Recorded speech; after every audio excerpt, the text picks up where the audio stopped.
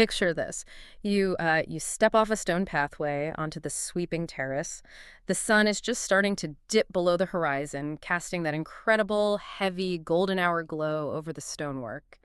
You can hear the faint murmur of laughter, the soft clinking of delicate glassware, and right away you catch this subtle, earthy scent in the air. Oh, that fresh rosemary. Exactly. It's fresh rosemary, but it's mingled with something deeply savory, almost smoky. And you wander toward the center of the room, and there it is. It's not a buffet line. It's a sprawling, vibrant, almost architectural masterpiece of food, taking up an entire massive table. You are stepping into the ultimate high-end cocktail hour. Right, and it creates a very specific, highly intentional atmosphere. You get that immediate sense of abundance paired with, like, an effortless sort of elegance. And that aesthetic, that very specific feeling, is exactly what we are exploring in today's deep dive. We are breaking down the ultimate guide to elegant Mediterranean entertaining. Specifically, we are looking at the absolute art and science of the modern grazing table. The fusion of Antipasti and Italian Mezze. Yeah, exactly. To do this, we are pulling our insights, the underlying culinary mechanics, and the styling trends directly from Weddizer. We are using their comprehensive guide as our blueprint for understanding how modern wedding and event styling actually works behind the scenes. Using that specific Weddizer guide is incredibly helpful here because creating this kind of seamless experience is, well, it's infinitely more complex than it appears on the surface. Event designers use these setups to completely manipulate the social dynamics of a room. I want to make that super clear from the jump for you listening. We are not talking about tossing some cubed cheddar and a sleeve of water crackers onto a cutting board and calling it a day. The event industry calls this concept relaxed luxury. It is about transforming a table into a visual and social centerpiece. Okay, let's unpack this. When we talk about blending antipasti and Italian mezze, we are actually taking two entirely different cultural approaches to food and, smashing them together. We are, and understanding the cultural DNA of both is how you actually make the concept work. With traditional Italian antipasti, the entire philosophy is about awakening the palate. You are utilizing robust, aggressively flavored ingredients. Right, the heavy hitters. Yeah, your cured meats, sharply marinated vegetables, distinct regional cheeses. It's designed to trigger a biological response that makes you hungry for the rest of the evening. But traditionally, that's just a starter plate set in front of you at a table, right? Exactly. And that is where the Mezze influence completely rewires the concept. The broader Mediterranean Mezze philosophy isn't just about what you eat. It's an entire dining philosophy focused on communal sharing. It removes the borders. Oh, I see. Yeah. So when you combine the intense flavor profiles of the Italian ingredients with the borderless, highly interactive nature of a Mezze spread, you fundamentally change how guests behave in a space. I love thinking about the social mechanics of that. I mean, if you consider a traditional formal sit-down three-course dinner, it feels a lot like sitting through one long formal speech. That is a great way to put it. Right. You are locked into a chair, you are facing forward, and you can only really talk to the two people immediately next to you. The progression of the evening is completely out of your hands. But this fusion approach, it's like a great cocktail party conversation. Lots of overlap. Exactly. You have all these colorful, bite-sized elements overlapping, and you can wander around and engage with different parts of the room at your own pace. What's fascinating here is how that decentralization of the food naturally decentralizes the entire social experience. It forces movement. The Weddizer guide emphasizes this shift heavily because modern hosts want their guests mingling, not trapped at table number 4. Nobody wants to be stuck. Right. By turning the food into a sprawling, interactive installation, the table itself becomes a social anchor. People stand around it, they bump shoulders, they recommend a specific olive to a total stranger. Okay, the social psychology makes total sense, but let me push back on this a little bit. Go for it. I am looking at the strict categorizations in the Weddizer guide. The specific meats, the cheeses, the fruits. And a cynical part of me has to ask, I mean, we are talking about luxury weddings and high-end events here. People expect to be dazzled. Sure. Can a table of cold cuts and cheese really compete with a plated filet mignon? Doesn't it run the risk of just feeling like a massively oversized, incredibly expensive Lunchable? That is a completely fair critique, and it is the exact reason why sourcing and curation are non-negotiable.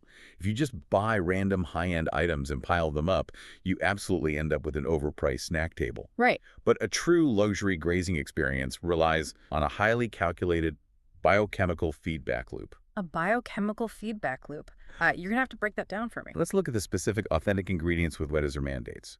You start with cured meats like prosciutto di Parma, mortadella.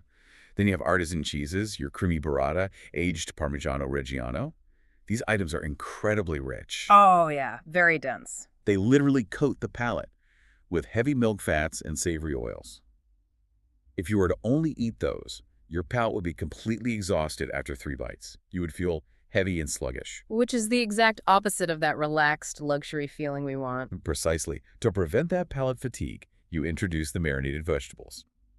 This is where the sharp, acidic tanginess of a sun-dried tomato or the literal vinegar bite of a pickled onion comes into play. Oh, I get it. Yeah, that acid is chemically required to slice right through the fat of the mortadella. It essentially cleanses your palate. Then you encounter the intense, concentrated saltiness of an aged pecorino. And how does your brain naturally balance an influx of salt? It immediately craves something sweet. It does, and that is why a fresh honeyed fig or a crisp grape is positioned right next to that hard cheese. Every single bite demands a counterbite. The fat makes you crave the acid, the salt makes you crave the sweet. Wow. It creates a continuous feedback loop that keeps the guest engaged and grazing without ever feeling overwhelmed. That completely changes how I view these spreads. You aren't just giving people options, you are curating a very specific sensory journey. And the guide also gets really granular about the carriers, right? The breads and crackers aren't just an afterthought. Not at all. The carriers are structural necessities. You don't use the same bread for every ingredient. Makes sense. A soft, creamy burrata needs something that can absorb its moisture and olive oil, like a thick, spongy focaccia. But if you have a hard, crystallized bite of Parmigiano, serving that on soft bread mutes the texture. You need the auditory, physical snap of a grissini, a crisp breadstick, to amplify the crunch. Okay, the culinary chemistry completely destroys my Lunchable theory. I'm officially on board with the feedback loop. But here's my next problem. I have actually tried to recreate this exact balance at home. Okay, how'd that go? Well, I bought the nice prosciutto, I got the right acidic pickled onions, the fresh figs, the varied textures of bread, and when I put it all out on my kitchen island, it just looked chaotic. It looked like the aftermath of a grocery run, not an elegant centerpiece. How are event designers taking these exact same ingredients and making them look like art? That brings us to the architecture of entertaining. Having the right chemistry is only 50% of the equation. The visual presentation dictates how the guest perceives the value of the food before they even take a bite. The styling mechanics are crucial. Weddizer outlined some very specific styling techniques, and the first one really surprised me because it wasn't about the food at all. It was about the bases, the foundation you build on. Oh, the base absolutely dictates the emotional vibe of the setup. If you use a sleek, polished slab of white marble, the immediate psychological read is modern, crisp, and highly refined. It feels like a gallery display. Right. Conversely, if you use a scarred, heavy, live-edge wooden block, you are communicating warmth, rustic Tuscan charm, and approachability. Mixing those contrasting textures, putting a delicate ceramic bowl of olives on top of a heavy wooden board, creates visual tension and intrigue. Next, the guide stresses color balance, which sounds obvious until you actually try to do it. You can't just have a giant sea of beige crackers and pale cheeses. You have to intentionally map out the bright greens of the fresh herbs, the deep dark reds of the meats, and the vibrant purples of the figs to guide the eye across the table. It's essentially painting with ingredients. But the most critical architectural element, the one amateur hosts almost always miss, is height variation. Yes. Creating a three-dimensional terrain. You don't want a flat landscape because, as the guide points out, a flat platter just looks like a standard buffet. A flat surface lacks shadow and depth. Event designers will physically stack wedges of hard cheese to create peaks. They fold the cured meats, creating ribbons of prosciutto or rosettes of salami. Which is brilliant. And it doesn't just look elegant, it actually increases the surface area of the meat, exposing more of it to the air and enhancing the aroma. They use varying sizes of small bowls as structural anchors to build around. You are literally constructing valleys and mountains of food. Here's where it gets really interesting, though, because as much as we are talking about organizing the food, the Weddizer guide highlights a massive modern trend that blurs the line entirely between catering and floristry.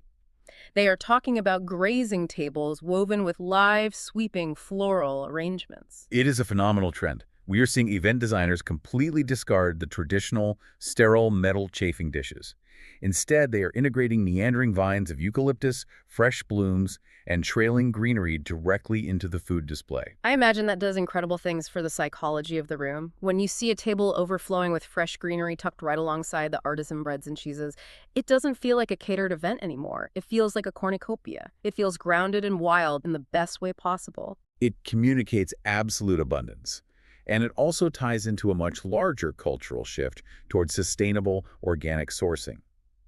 The aesthetic of the interwoven florals mirrors the narrative of the food itself. Farm to table sort of vibe. Exactly. Guests today care deeply about the origin of what they are eating, knowing that the honeycomb was locally sourced or that the cheese comes from a specific regional artisan becomes part of the storytelling of the event.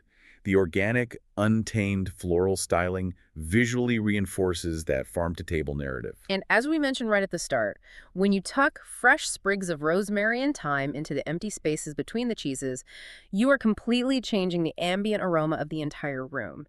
You are engaging the guests' olfactory senses before they even pick up a plate.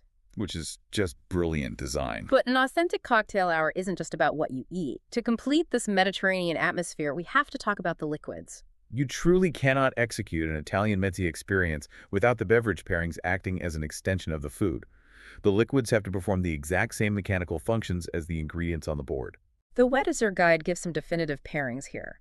We are looking at a dry Chianti, a crisp Pinot Grigio, and of course Prosecco. For cocktails, they lean heavily into the Italian classics, the Aperol Spritz, the Negroni, and the Limoncello Spritz. Now, before today, I would have just thought, well, those are Italian drinks, of course they go with Italian food. But based on our feedback loop discussion, there is actual science happening here, isn't there? Absolutely. Think about the physical mechanics of those specific drinks. Take Prosecco, for instance. It isn't just there because bubbles feel celebratory.